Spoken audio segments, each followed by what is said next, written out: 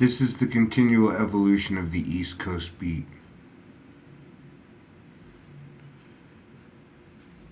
Someone is 51 years old. I'm 51. I told my mother today at 51, I'm not homeless, I'm not in jail. I didn't tell her, I have 10 fingers, 10 toes. You know what I'm saying? I mean, in this life, I stepped into the river of acceptance. I said, okay, if I'm never going to have a mahogany kitchen and a Jaguar, or if I never own a 500 series Benz, if these things never happen, then I'm gonna have to be able to enjoy my life regardless. I mean, like I said, I don't feel like I'm unintelligent. I don't feel like I'm particularly lazy, particularly when I was younger. I put time and effort in working towards a better future, which is why at 51, I'm going to physical therapy for my hand. I can't open up my hand. They say it's pinched nerves, but the medication I'm on makes me sleep so much that I'm actually debilitating myself because I do force myself to walk. I walk Mermaid, at least once a day, sometimes twice. But we only go the furthest. Well, I actually measured it out. It's about between zero point 0.3 and zero point 0.5 miles there and back. So, somewhere between a little over half a mile to sometimes a mile.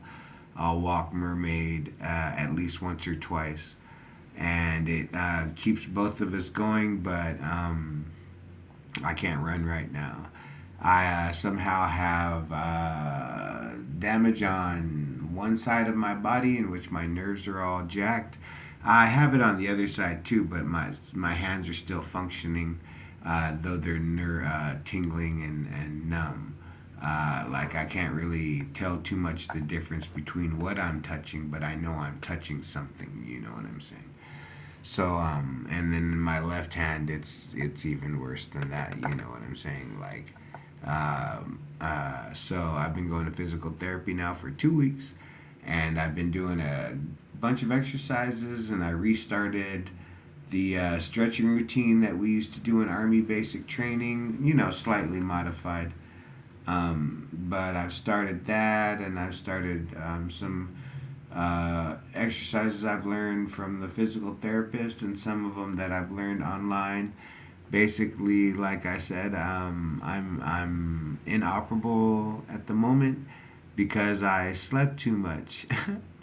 But I remember there's been so many times in my life where I've given up sleep because that was one of the things that I had that I could give up in order to get what I wanted. If I wanted to be able to work, go to school, and still hang out with my friends, some nights you just give up sleep. You know, do it for a couple of years, and then one day when you're making, like back then, say, like back then, if you could make 60 to 100,000 a year, um, you probably like if I could have made 60 to 100,000 a year when I was going to school, I could have probably stayed in contact with my friends in Germany and always had a place to go during my once a year vacation. Me and my international playboy German friends, and there were girls too. They were had this little group called the Nix so Goods, which means not so good, because there was always somebody that was not so good at something. Like they were the type of kids that had enough money to when one of them got into surfing, they all got into surfing, and it wouldn't. They had enough money for the boards. They had enough money for the, you know what I'm saying. So, but one was always not so good at something, so they called the Nix so goods, boys and girls.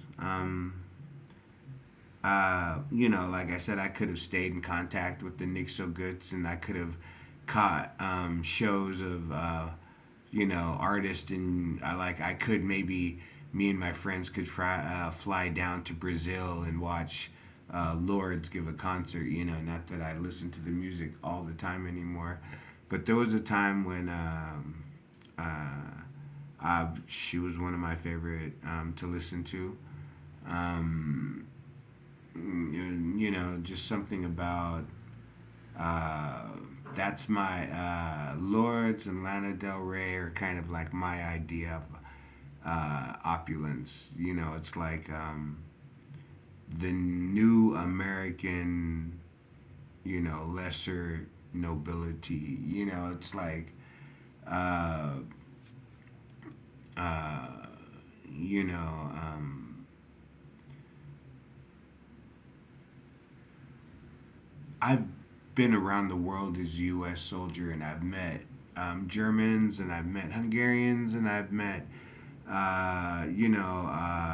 different kinds of people. I've even ran into skinheads, and I've ran into sharp skins, and I've been a representative of the United States of America, whether or not I wanted to be. As soon as they realized I was a U.S. soldier, I at least represented the U.S. government to them. I represented the military, the U.S. military.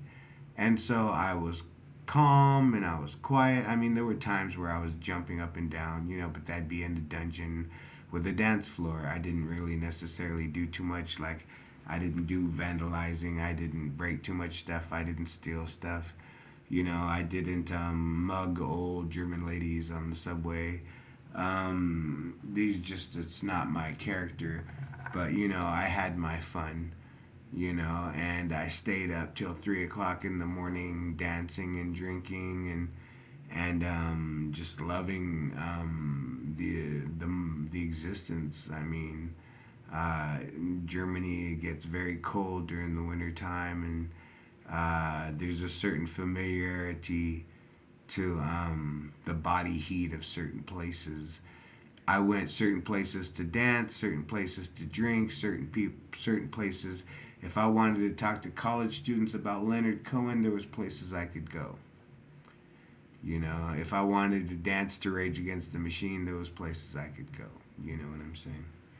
So I had a good time, and winter times, although they could be cold, were one of my favorite because uh, the hardest uh, elements bring out the hardest people. If it's something degrees, da da da da da, and it's freezing fucking cold, and there's 7 people in the whole town outside drinking hot wine, count me in. I want in. I want to know what it's like to freeze, while in the company of my brethren.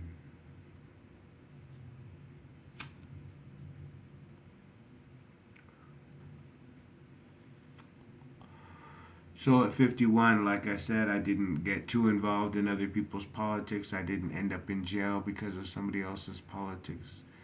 I may not have made a lot of money, and I may not have driven a lot of fast cars, but I don't believe I have too many enemies out there. I don't believe I have too many people um, that would have any right, to wish against me in my life. You know what I'm saying? I mean, I know it's natural part of human nature, for envy and greed and malice and all these other things. But I think at 51, I haven't necessarily lived a life where I've magnified um, any negative effects of my behavior.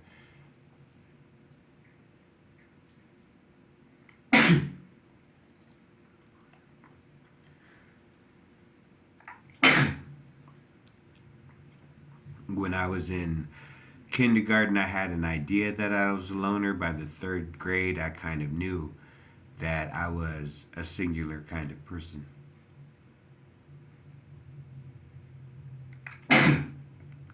While everybody else was getting together and playing games, I was doing other things. And like I said, that's maybe the reason why I, you know,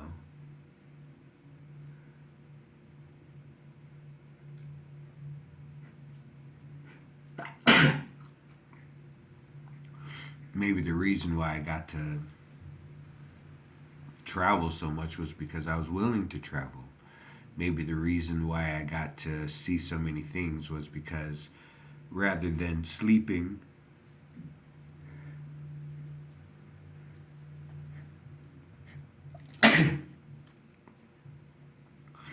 rather than sleeping with a wallet full of cash, I was up, awake.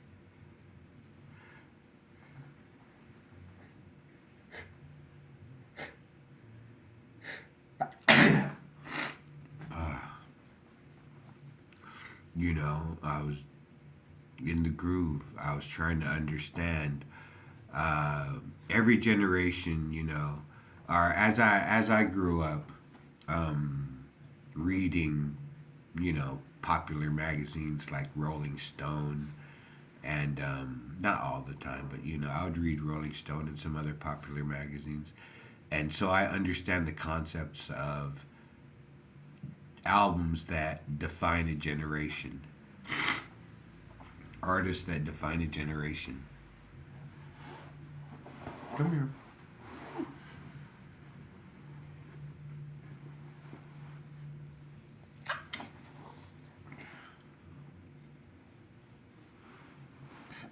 Hey, mermaid. Albums that define a generation, artists that define a generation. Uh,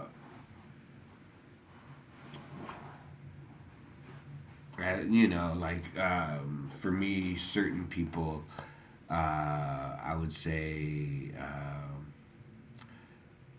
Jack Kerouac and Allen Ginsberg defined a generation for me. Um, John Lennon, Mick Jagger, the music more than anything defined a generation for me. Um, you know, Janis Joplin, Jerry Garcia defined a generation for me. Um, and then nowadays, what what influences me? I I just don't wear headphones anymore, and I listen to the world around me. I listen to the conversations on the bus. I listen to the conversations, as I'm getting a soda and some fries at the Burger Shack. I listen to the conversations of the people as they're walking down the aisles of the thrift store, as they listen to mine, you know. But that I understand defining things that define a generation. I don't really know too much about um, the modern world, but I do know that there was a time where um, if you could make it sound, if you could play music, or if you could dance, or nowadays I think it's more athletes. If you can play ball and you can make money, if you're a boxer or a UFC fighter and you're making millions, I think people expect you to be living a more fantastic life. Definitely not sitting around drinking, cold coffee while reading the, Wall Street Journal, in a bathrobe with some glasses on. They expect that you're waking up late from a night of partying, that you were, or at least, that you didn't go to sleep hungry, that you at least ate good food last night. They don't think that you're looking through your fridge. Like, none of this appeals to me. You know what I'm saying? But when I was in the army, I didn't have the money, but I felt as though I was a millionaire rock star. I was I was going, I could see a castle, on the weekends. I could see castles. I could see 400-year-old vineyards. I could, go see a town that was, hand built after the bombed it in World War I and II. You know what I'm saying? Like, I could do these things. So, and I never had enough money to, I wasn't staying at the Continental or driving uh, a Rolls Royce on the way there. But, I was also 20 years old. I mean, the trains were fine. I very rarely took a taxi because I had the strength. I could walk. Oh, well, it's going to be like 2 miles. Well, you know what? Let's walk 2 miles. You know,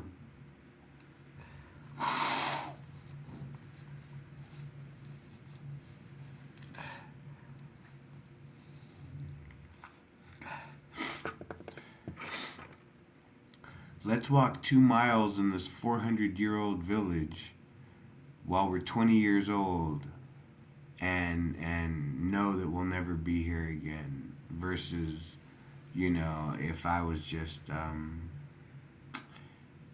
vacation or something like that. I think I was lucky I got stationed in Germany, but I can imagine there are other places I would have imagined I would have been just as stoked to have been stationed at. You know what I'm saying? Like, I mean, I one of the things I would do if I won some money in the lottery, I got a little friend and she likes to travel too, and probably pick up one of these little mini camper vans and just hit up some spots. I mean, everything from Zion National Park. I'd like to see Mount Rushmore. I'd like to see Seattle. I'd like to see British Columbia. I've been to Toronto. Um, but I'd like to see British Columbia. I'd like to, I mean, I could imagine, just spending so much time just going around the United States of America and just right across the border on either side. Like, I could spend, I've been to Europe, I've traveled, I've, you know, done the 4 country and 3 day bus tour. You know what I'm saying? I've done that. I was, young. I could hang. I loved it. But now at my age, it'd kind of be nice to, um, go to a park, sit at a bench, not have to see everything in one day. You know what I'm saying? Just like, okay, you know, you walk slow with a limp and all that, but, um, somebody's alarm keeps going on.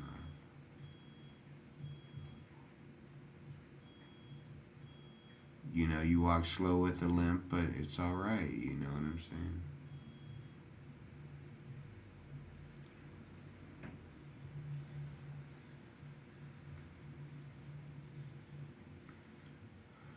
So,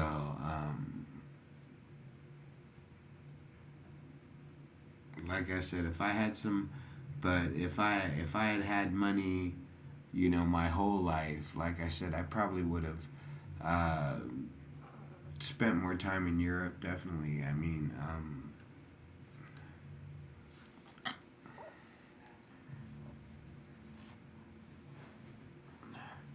but it snows there in the winter, and I don't want to break a hip, coming out of a cathedral. You know what I'm saying? Like, oh my God, what happened to this man? Well, he knelt down to pray and then he slipped on the ice. You know what I'm saying? I don't need that going on in my life.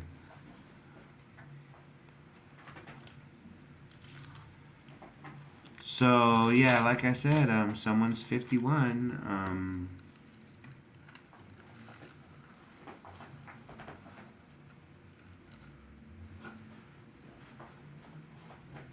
But I can honestly say, when I was younger,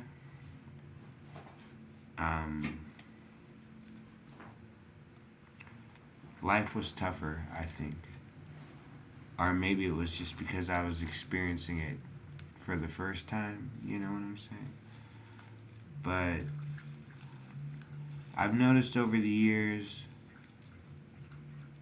sometimes I feel useless. And then someone once said, that just means that you're beyond any use. There's nothing they can do with you.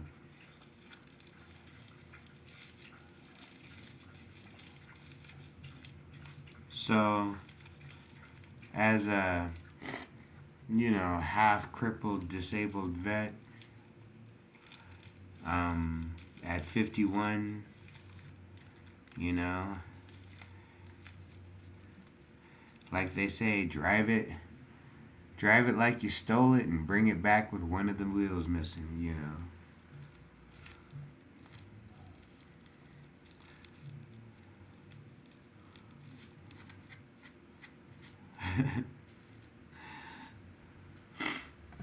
So, what is the moral of life? Sometimes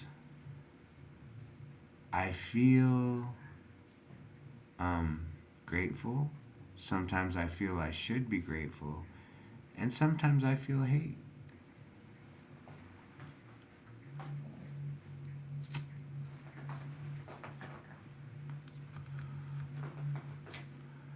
Occasionally I feel sadness. Occasionally I feel worse than that.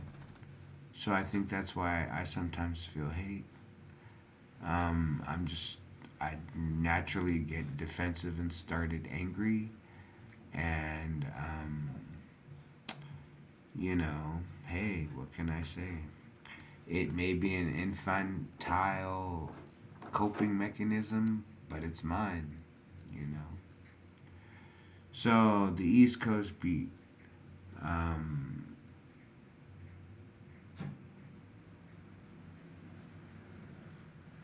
what can be said? When you enter the river, lay back and give up all that you know of man. All these things have only led you farther from the truth, word after word, step after step, breath after breath. Lean back into the river. Feel it. Feel it like cables, like the cabled muscles of your skin, under your skin. Feel it.